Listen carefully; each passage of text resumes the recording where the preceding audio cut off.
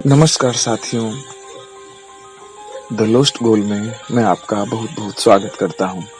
अभिवादन स्वीकार कीजिए अमृत शर्मा का। 1990 में घटी एक घटना का मैं आपको किस्सा सुनाता हूं।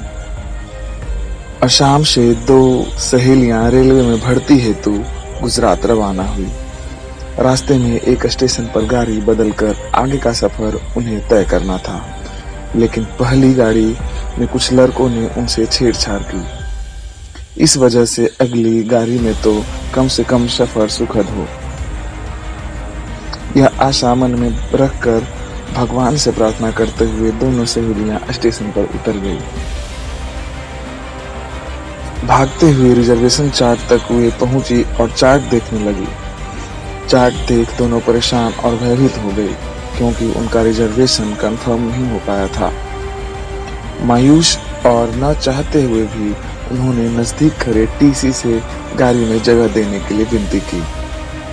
टीसी ने भी गाड़ी आने पर कोशिश करने का आश्वासन दिया। एक दूसरे को शाश्वती देते दोनों गाड़ी का इंतजार करने लगी। आखिरकार गाड़ी आ ही गई और दोनों जैसे तैसे कर गाड़ी में एक जगह बैठ गए। अब सामने देखा तो क्या, सामने दो पुरुष बैठे थे। पिछले सफर में हुई बदसलूकी कैसे भूल जाते, लेकिन अब वहां बैठने के अलावा कोई और चारा भी तो नहीं था, क्योंकि उस डिब्बे में कोई और जगह खाली भी नहीं थी।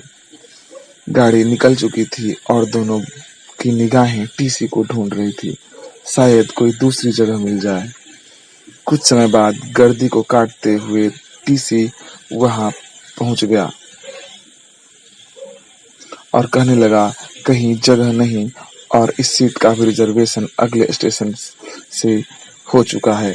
कृपया आप अगले स्टेशन पर दूसरी जगह देख लीजिए। यह सुनते ही दोनों के पैर तले जैसे जमीन ही खिसक गई, क्योंकि रात का सफर जो था, गाड़ी तेजी से आगे बढ़ने लगी। जैसे जैसे अगला स्टेशन पास आने लगा, दोनों परेशान होने लगी, लेकिन सामने बैठे पुरुष उनके परेशानी के साथ भय की अवस्था बड़े बारीकी से देख रहे थे। जैसे अगला स्टेशन आया, दोनों पुरुष उठ खड़े हो गए और चल दिए।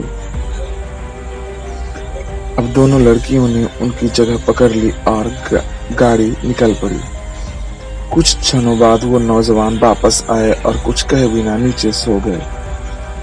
दोनों सहेलियां यह देख अचंभित हो गई और डर भी रही थी। इस प्रकार सुबह के सफर में हुआ उसे याद कर डरते सहमते सो गई। सुबह चाय वाले की आवाज सुन नींद खुली। दोनों ने उन पुरुषों को धन्यवाद कहा तो उनमें से एक पुरुष ने कहा, बहन जी, गुजरात में कोई मदद चाहिए हो तो जरूर बताना। हम दोनों सहेलियां का उनके बारे में मत बदल चुका था, मतलब उनका सोच बदल चुका था। खुद को बिना रोके एक लड़की ने अपनी बुक निकाली और उनसे अपना नाम और संपर्क लिखने को कहा। दोनों ने अपना नाम और पता बुक में लिखा और हमारा स्टेशन आ गया। उनका स्टेशन आया और दोनों लड़कियां उतर गए वहां पे। ऐसा कह उतर गए और गर्दी में कहीं गुम हो गए, मतलब भीड़ में कहीं गुम हो गए। दोनों सहेलियां ने उस बुक में लिखे नाम पढ़े। वो नाम थे संघ के स्वयं सेवक नरेंद्र मोदी जी और शंकर सिंह जी वाघेला। बहुत ही ढूंढकर इस अच्छे स्टोरी को मैंने आपके सामने रखा है। अच्छा लगे तो सब्सक्राइब करें। धन्यवाद।